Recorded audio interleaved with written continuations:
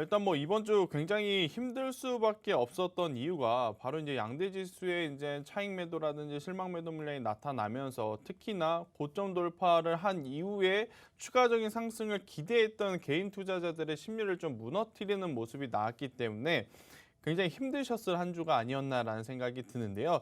지수를 보면서 한번 더 제가 말씀을 드려보도록 하겠습니다. 코스피가 더 올라갈 거라고 생각을 했는데요. 그죠? 화요일, 수요일, 목요일 급격하게 좀 밀리면서 마무리가 되었습니다.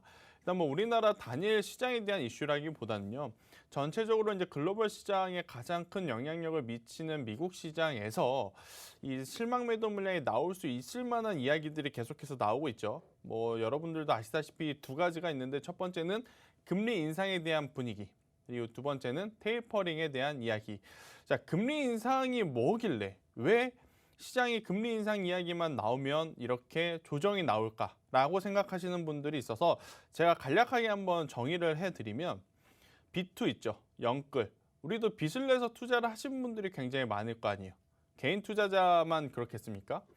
우리나라에 혹은 미국, 유럽, 중국, 일본 큰 손들도 당연히 돈을 빌려서 투자를 하는 사람들이 지금 굉장히 많을 수밖에 없었던 상황이에요. 저금리로 빌렸던 돈을 가지고 투자를 했습니다. 그죠? 그리고 나서 그 투자의 상품들이 수익이 굉장히 좋게 나왔어요.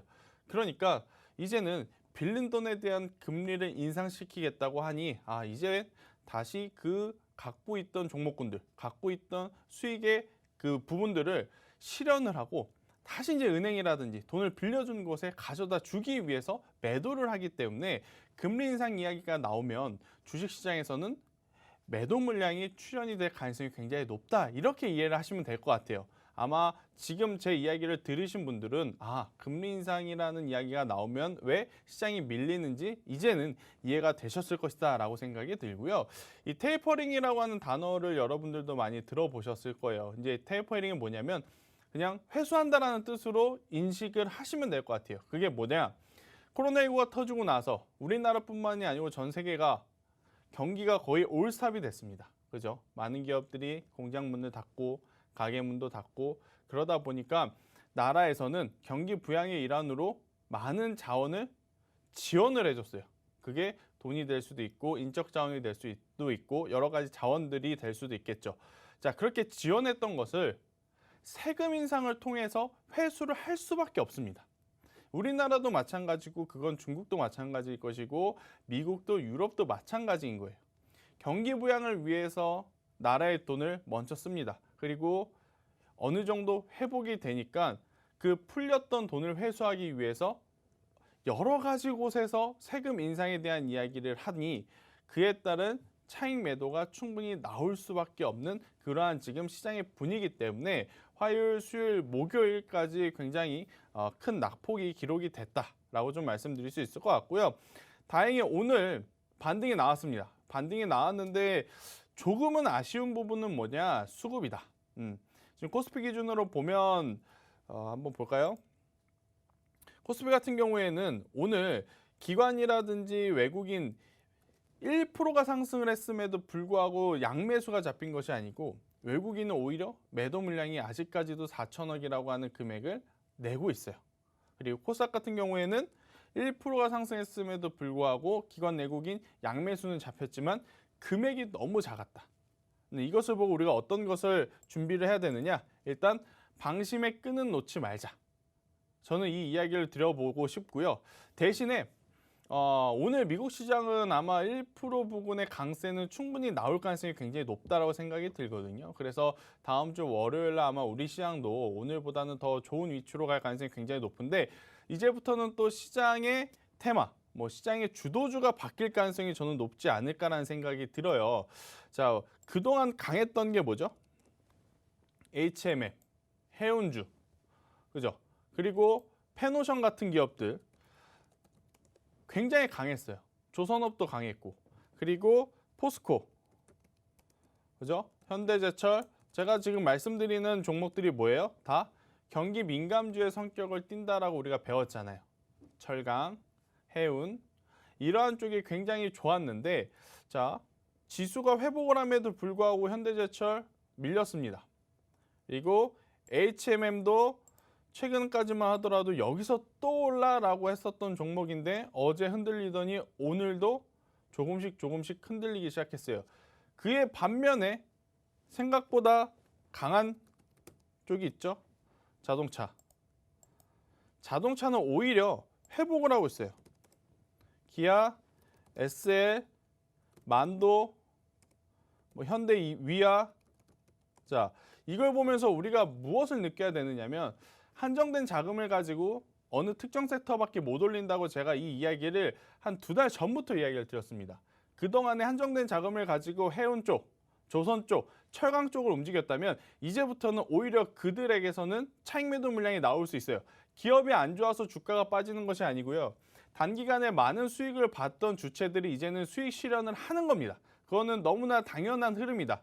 만약에 거기서 차익 매도 물량이 나온다면 오히려 그 자금이 지금까지 쉬었던 현대차, 기아, SL, 만도 이렇게 자동차 쪽 혹은 삼성전자라든지 SK 하이닉스 쪽으로 저는 다시 한번 들어올 수 있지 않을까라는 이야기를 드리면서 앞서서도 말씀드렸지만 수급이 아직까지는 강하지 않기 때문에 긴장의 끈을 놓지 말고 다음 주에 트렌드가 바뀌는지 아니면 여전히 트렌드가 유지되는지 이것을 체크를 하고 여러분들의 포트폴리오를 빠르게 편집을 하는 게 가장 좋지 않을까라는 이야기를 한번 드려보도록 하겠고요.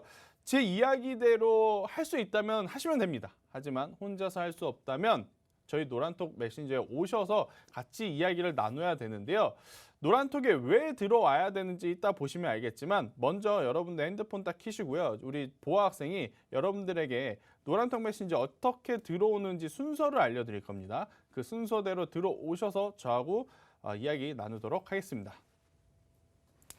네, 노란톡 오픈 채팅방 들어오시는 방법 빠르게 안내 도와드리도록 하겠습니다. 노란톡 오픈 채팅방 검색창에 한밤 김쌤 이렇게 4글자 검색하셔서 들어오셔도 되고요. 나는 검색어 입력이 조금 번거롭고 힘들다 하시는 분들을 위해서 저희가 QR코드도 준비를 했습니다. 현재 화면으로 QR코드 나가고 있는데요. 그 QR코드에 휴대폰 카메라만 갖다 대시면 자동으로 링크가 뜹니다. 그 링크 따라서 들어오시면 검색어 입력보다 더 손쉽고 편안하게 들어오실 수가 있습니다.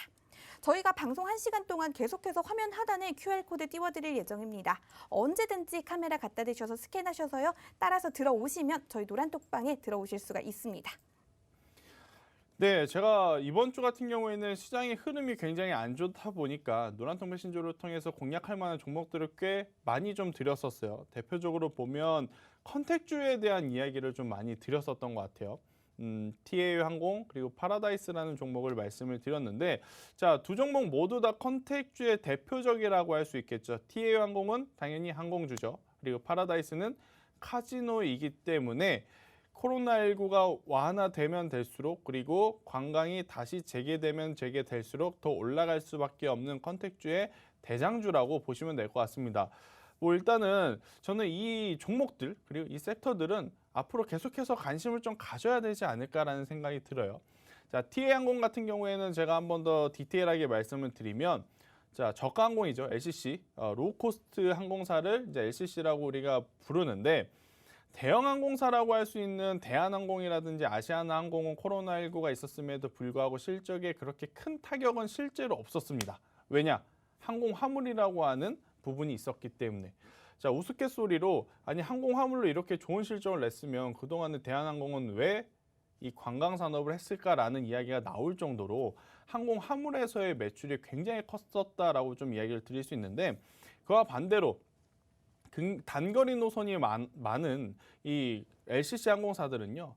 관광 산업이 거의 매출의 90% 이상을 차지할 수밖에 없는 상황입니다.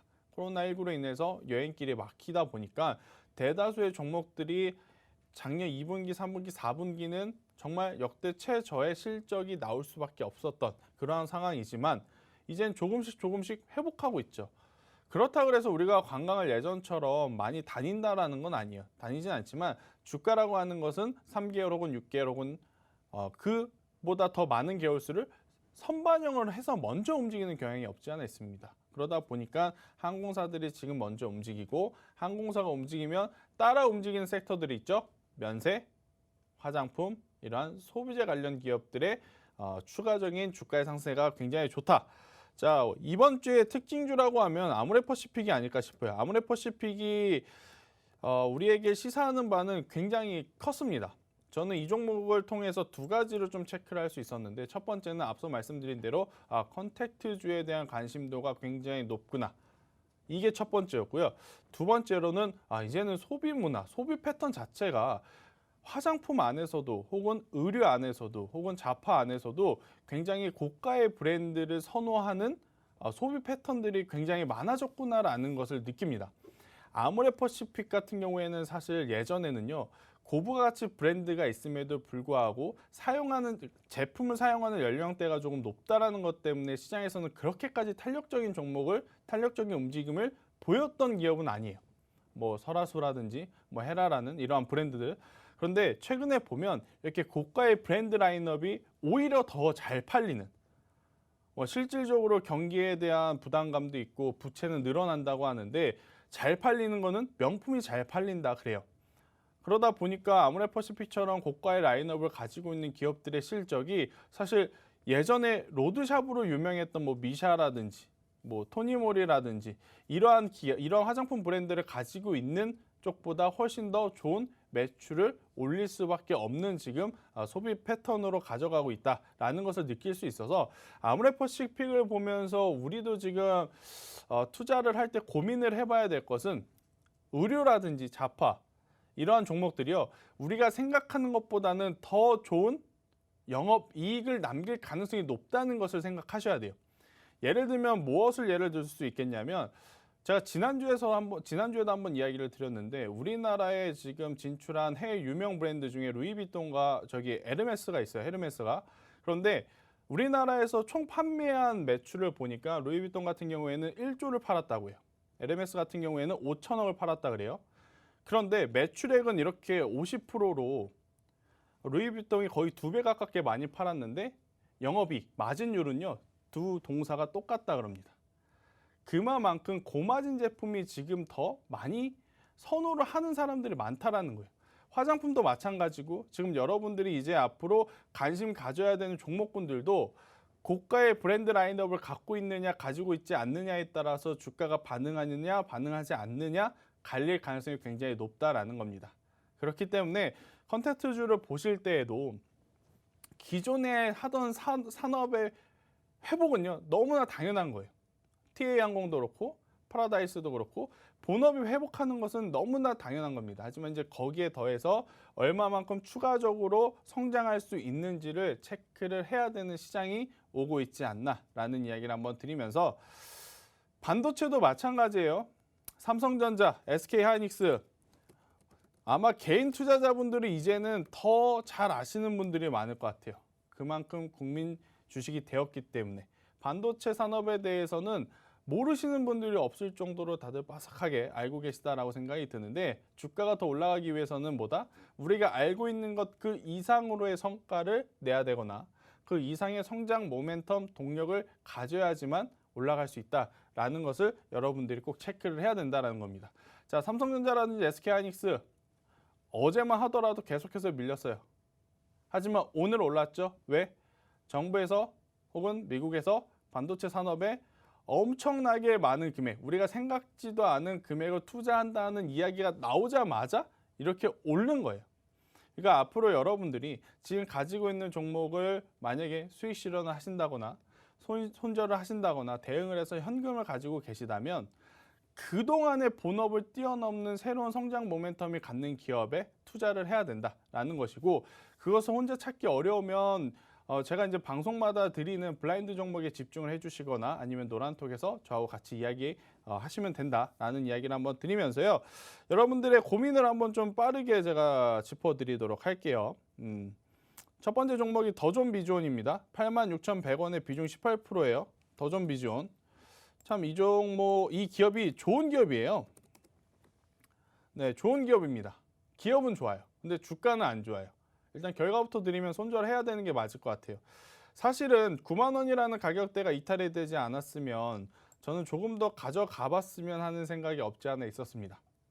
더존 비주온이 하는 일이 뭐냐면요, 어느 정도의 규모가 있는 회사에 가면 수기로 장부를 이제 모두 관리할 수 없으니까 그것을 시스템화 해놔요. 그거를 이제 전사적 자원 관리 시스템이라 그래서 ERP라고 우리가 이제 많이들 부르는데 그 ERP라는 프로그램을 가지고 있는 회사가 더전 비즈온이에요. 근데 이제 문제는 뭐냐면 요새 많은 기업들이 조금 더 낮은 저가의 브랜드를 통해서 ERP 시스템을 좀 구축하는 데가 많거나 자체적으로 만드는 기업들이 많다 보니까 지금 이 해당 기업의 실적이 예전처럼 폭발적으로 좀 성장하기에는 한계점이 보이는 그러한 상황이다라고 좀 보실 수 있을 것 같아요. 지금은요, 가는 종목은 가요. 대신에 소외된 종목은 정말 철저하게 소외되는 시장입니다. 더전 비전만 봐도 알 수 있는 것 같아요. 9만 원이라는 가격대가 이탈이 되었기 때문에 저는 지금 위치에서 당연히 기술적 반발세는 나올 수는 있겠지만 기술적 반발세를 노리면서 가지고 있기에는 너무 아깝다는 생각이 듭니다. 그래서 이제 속상한 이야기시겠지만 손절을 하시고 종목을 교체를 하시는 게 더 좋은 방법이 되지 않을까라는 이야기를 한번 드려보도록 할게요. 자, 다음 종목 일진다이아 갈게요. 43,800원에 비중 10%입니다. 자, 일진다이아는 보유하십시오. 자, 수소차 관련한 기업들. 사실 전기차냐 수소차냐 정말 1년 전만 하더라도 아니죠. 적게는 올해 1분기만 하더라도 말이 많았습니다. 수소차가 좋냐? 전기차가 좋냐? 대장주는 뭐냐? 뭘 사야 되냐? 자, 그런데 지금 거의 한 2달에서 3달 정도는요. 전기차 배터리도 그렇고 수소도 그렇고 시장에서 큰 관심을 받지 못했어요. 관심을 받지 못했지만 밀리지는 않았다는 것에 좋은 점수를 줘야 된다는 겁니다. 앞서 더전 비전 같은 경우에는 관심도 없었고 주가도 밀렸기 때문에 걱정이 되는 거예요. 하지만 수소 같은 경우에는 관심은 없었어도 주가가 그렇게 크게 밀리지 않았고 향후의 성장 가능성을 봤을 때는 충분히 수소에 대한 이야기는 나올 가능성이 굉장히 높다라는 생각이 듭니다. 그래서 일진다이아 같은 경우에는 38,000원을 제가 손절가를 제시 한번 드려보겠는데요. 최근에 기록했던 저점의 가격이에요. 38,000원이라는 가격대가 이탈이 되게 되면 저는 손절을 하지만 그렇지 않다면 5만 원 혹은 5만 5천 원까지 가져가 볼 만하다. 제가 왜 38,000원 부근을 손절가로 잡아드리냐면요. 좀 길게 봤습니다. 차트를 좀 길게 봤어요. 자, 38,000원 부근에 노란색 박스를 딱 쳐볼게요. 어때요? 의미 있는 구간이 지금 한 3군데가 보이죠. 하나, 둘, 셋. 이 구간에서 35,000원, 38,000원이라는 가격대를 돌파를 해서 더 가려고 했지만 돌파를 하지 못하고 밀렸어요. 그러다가 거의 1년여 만에 이 가격을 돌파하면서 큰 시세가 나왔습니다. 자, 여기서 만약 이 가격이 이탈이 되게 된다면 당연히 투매가 나올 가능성이 굉장히 높겠죠. 반대로 이탈되지 않는다면 저는 해당 박스권 상단이라고 볼 수 있는 5만 원까지는 저는 올라올 수 있지 않을까라는 이야기를 드리면서 기술적 분석까지도 한번 말씀드려봤으니까 일진다이아는 제가 드린 전략대로 한번 대응을 해주시면 될 것 같고요. 그 다음에 현대사료 한번 볼게요. 현대사료 21,700원에 비중 15%. 21,700원이면 둘 중에 하나입니다. 정말 오래전에 사셨거나 아니면 최근에 제일 고점에 사셨거나.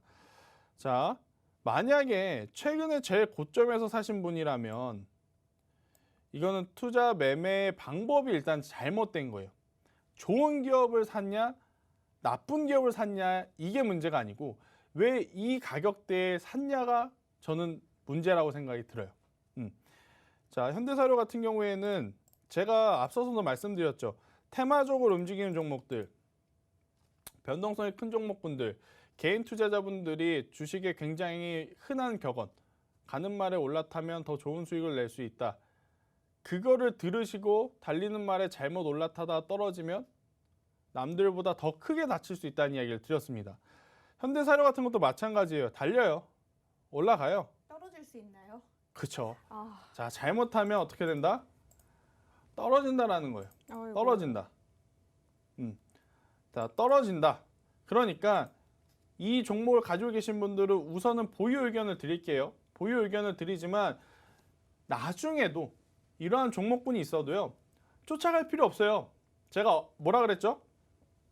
21선과 61선을 기억해라 라는 이야기를 거의 뭐 3, 4개월 전에 한번 드렸던 것 같은데 한번 시세가 난 종목은요. 계속해서 갈 수는 있어요.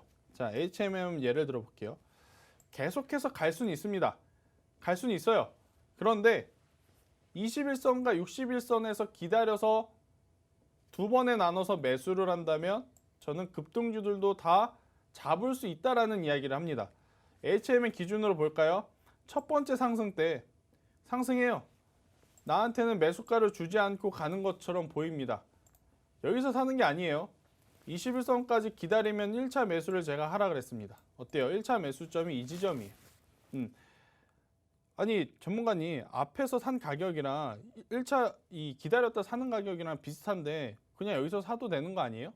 가격은 비슷할 수는 있습니다. 하지만 여기서부터 이 기간까지의 투자자의 심리 자체가 완전히 달라요. 가지고 있어서 계좌에 손실이 난 채로 거의 한 달을 지내시는 거하고 여기 오면 사겠다라고 마음 먹고 한 달을 노려보는 거하고 투자 심리가 완전히 달라요. 그거는 미래를 꿰뚫어 볼 수가 없으니까. 그거는 정말로 투자를 해보신 분들만이 느낄 수 있는 겁니다. 자, 여기서 1차 매수한다. 그리고 나서 2차 매수는 어디? 61선을 기다려라. 자, 61선 올 때까지 기다렸는데 그 전에 이렇게 시세가 나면요. 매도를 하면 되는 거예요. 아니면 여러분들의 기준이 있거나 제가 여기 이 가격보다는 지금 더 좋은 밸류에이션으로 갈 가능성이 높습니다. 더 가져가세요. 라고 하면 더 가져가는 겁니다. 더 가져가요. 그러다가 61선이 또 와요. 그럼 그때 한 번 더 사는 겁니다. 자, 전문가님. 여기에 첫 번째 샀을 때랑 이미 평단이 그럼 똑같은데 그냥 처음에 사면 되는 거 아니에요? 제가 앞서서 말했죠. 매수하고 물려있는 기간이 긴 사람하고 물려있는 기간이 짧은 사람하고 굉장히 나중에 수익권이 되었을 때 큰 차이가 납니다. 오랜 기간 물려있는 사람들은요. 큰 수익을 볼 수가 없어요. 확률적으로. 내가 마이너스 네. 10%, 마이너스 10%, 마이너스 20%를 물린 채로 2달, 3달 지나왔어요. 근데 그 종목이 어느 날 갑자기 상승 탄력을 붙으면서 보합권에 올라와요. 플러스 3%, 플러스 5%가 돼요. 그러면 그동안에 기다리면서 너무나 힘들었기 때문에 3%, 5%만 올라와도 매도하고 싶은 욕구가 나오는 게 가장 일반적인 투자 심리예요. 그래서 오래 가져갈수록 올해 손실인권에서 가져갈수록 크게 못 먹는 경향이 있으니까 저는 분할해서 매수를 해라 라는 이야기를 드리는데 자 만약에 두 번에 나눠 샀습니다. 그러면요. 먹을 수 있다니까요. 먹을 수 있어요. 자 여기서 만약에 못 잡았어요. 그러면 여기서도 기다리는 겁니다. 언제까지? 21선의 조정이 닿을 때까지 기다려요. 자 기다립니다. 뭐 여기에 따라 여기 부분은 투자자에 따라서 사는 사람도 있고 안 사는 사람도 있겠지만 21선에 닿았으니 샀다라고 가정해서 보면 높은 구간에서도 좋은 수익을 낼 수가 있는 구간이에요. 그러니 현대사료도 마찬가지입니다. 첫 번째 매수의 법칙으로 보면 좋은 기업과 안 좋은 기업을 고르는 게 가장 먼저의 순서이지만 그 다음에 타점은요. 차라리 조정 시에 분할 매수하는 게 개인 투자자분들에게는 굉장히 좋다라는 이야기를 오늘 한번 잔소리 아닌 잔소리로 들어보도록 하겠고요. 자, 현대사료는 그대로 보유하시고 다음 종목 바로 갈게요. 박셀바이오 104,100원에 비중 35%네요. 차트를 틀지 않았지만 좀 불안합니다. 자, 왜냐? 저는 박셀바이오를 20만 원 이탈 시부터 계속해서 손절을 해야 된다라고 이야기를 했던 사람이기 때문에 네. 자, 이때 손절을 안 했어요. 쭉 갖고 가니까 20만 원이 벌써 10만 원이 이탈돼서 7만 원, 6만 원까지 내려왔습니다. 이렇게 되면요. 사실 손절도 못 해요. 왜? 이 정도 빠졌는데 네. 그래도 한 10%는 올라오겠지라는 생각이 드니까. 심리가 항상 좀 문제인 것 그쵸. 같네요. 그래도 단호하게 말씀드리면 손절해야 된다고 생각이 듭니다. 보유 물량의 절반이라도 저는 손절을 하는 게 맞다라고 생각이 들고요. 여기서 정말 기술적 반등이 안 나온 상태에서 내려간다면 5만 원까지도 내려갈 수 있음을 좀 아셔야 된다라는 이야기를 드리면서 제약바이오는 정말 변동성이 커요. 정말 변동성이 크기 때문에 최대한 분할로 매수를 하고요. 자, 이 종목을 가지고 분할로 매수했다라고 한번 쳐볼까요? 앞선 시세 때 매수를 못했어요. 여기서 이제 더 갈 거라 생각해서 분할로 한번 매수를 해본다라고 생각을 해봅시다. 1차, 그죠? 샀다가 그래도 짧게 수익을 원하시는 분들은 그래도 5에서 10% 정도는 수익을 낼 수 있는 구간이 한번 와요. 근데 여기서 팔지 않고 냅뒀어요. 그럼 2차, 여기서 사요. 그러면 평단이 한 요 정도 돼요. 15만 원 정도 돼요. 네, 15만 원 정도 돼요. 자, 이렇게 조정 매수를 해도 수익권으로 가지 못하고 손실 나는 종목들 많아요. 그런데 하물며 이러한 종목군들을 고점에서 산다? 그럼 당연히 손실폭이 더 커질 수밖에 없다. 그거 조심해야 된다라는 이야기를 한번 드려보도록 하겠고요. 자, 그 다음 노르페인트. 노르페인트 14,700원입니다. 비중 40%네요. 자, 마찬가지예요. 이분은요, 매수한 가격을 1차 조정에 잘 샀어요. 잘 샀어요. 근데 뭐가 문제다? 비중을 한 번에 너무 많이 채운 게 문제인 거죠. 자, 비중을 40%를 이 위치에서 산다?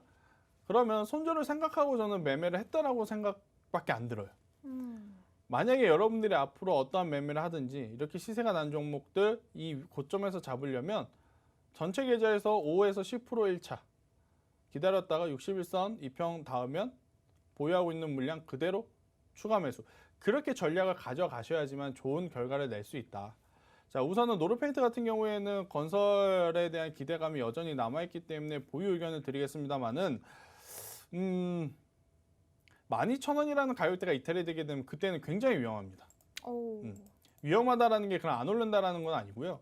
이 종목이 호가가 가벼워요. 그러니까 위로도 아래로도 확확 움직이는 게 없지 않아 있어서 12,000원이 이탈이 되게 되면 그때는 조금 밀리지 않을까라는 생각이 듭니다. 네, 일단 뭐 이렇게 많은 종목을 제가 설명드리고 싶지만 제가 한 시간 안에 드릴 수 있는 종목 상담의 개수가 좀 많이 제한이 되다 보니 못다한 것은 제가 노란통 메신저를 통해서 한 번 더 이야기를 하도록 하겠고요. 저희는 잠시 물 한 잔 마시고 와서 블라인드 종목 이야기하도록 하겠습니다.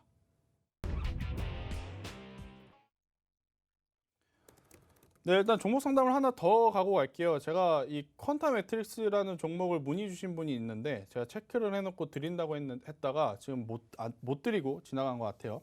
퀀타 매트릭스 보유하고 계신 분의 평단을 한번 체크를 해보면 이분도 굉장히 또 높은 고점을 가지고 계세요. 21,352원의 비중 40%.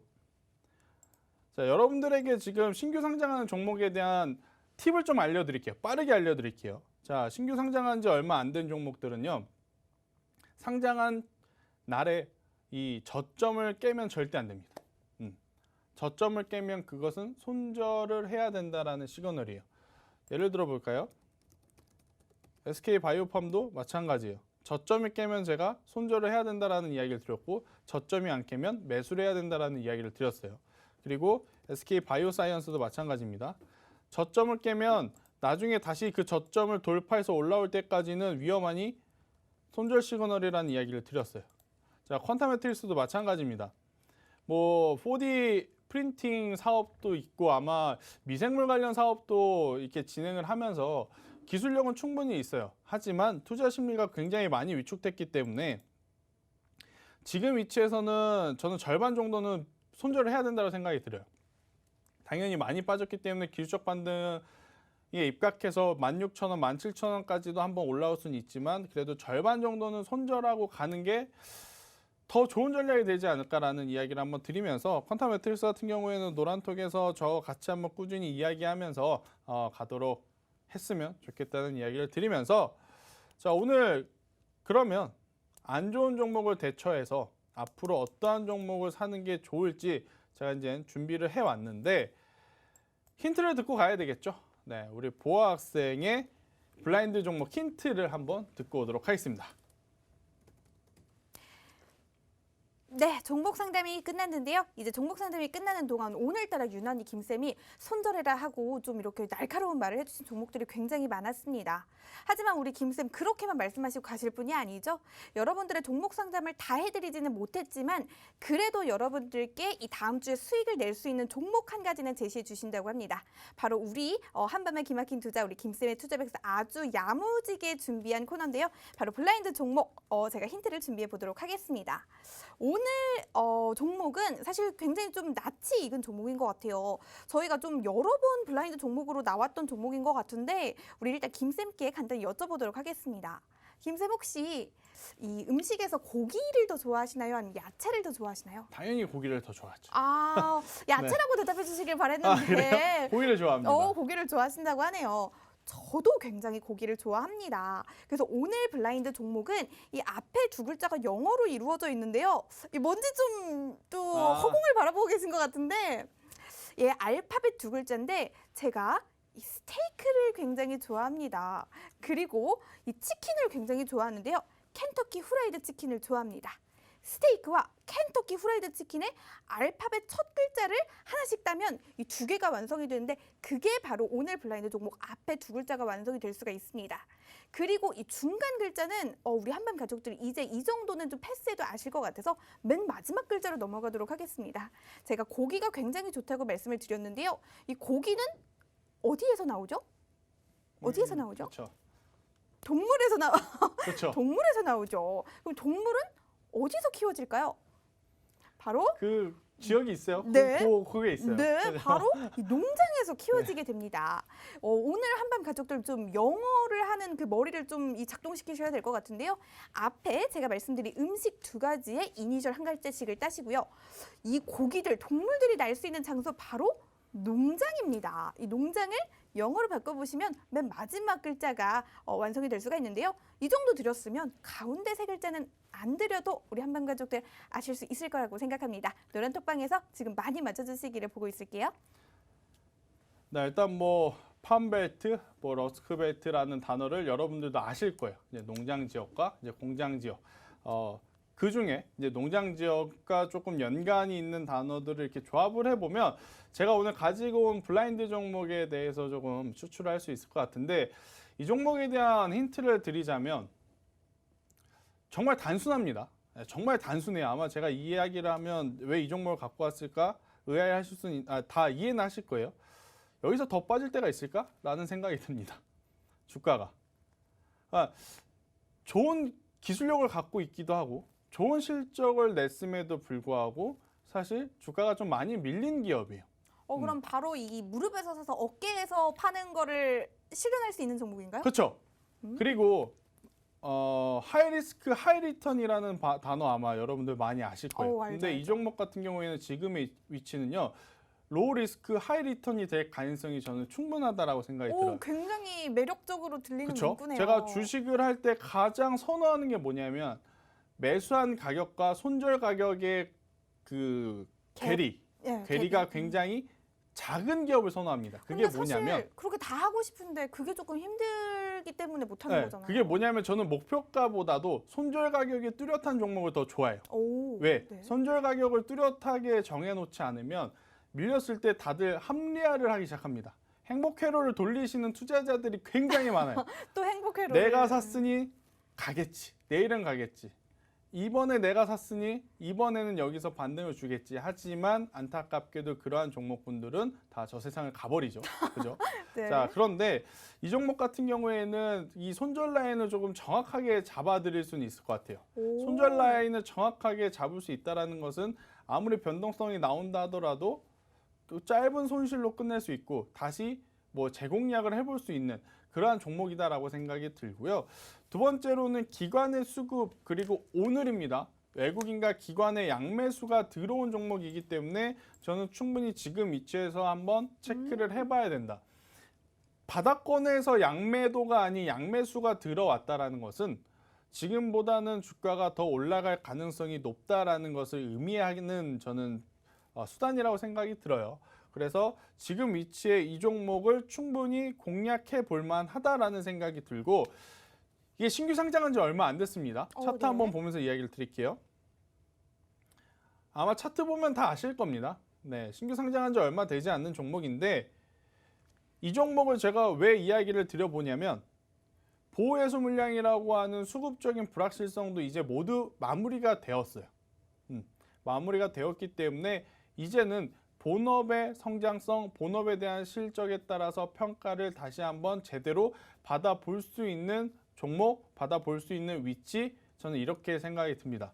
지금 시장의 이 트렌드가요.